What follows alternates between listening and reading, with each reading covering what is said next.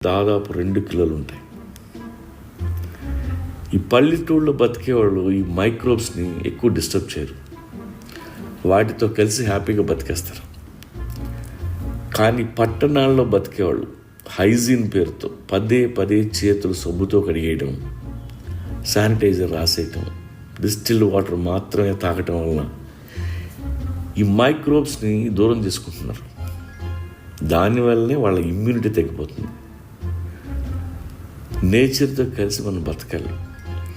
కుక్కలు, కోళ్ళు, ఆవులు, గుర్రాలతో ఇంటరాక్ట్ అవ్వండి. అలా చేస్తే ఈ మైక్రోబ్స్ స్ట్రాంగ్ అవుతాయి, మనం కూడా స్ట్రాంగ్గా ఉంటాం. అందుకే ఎక్కడ నీళ్ళు అక్కడ తాగండి, అక్కడున్న గాలి పీల్చండి, అక్కడున్న తిండి తినండి. అతి పరిశుభ్రత మంచిది కాదు. అందుకే మీ అమ్మమ్మ ఉన్నంత స్ట్రాంగ్గా మీ అమ్మ ఉండదు. మీ అమ్మ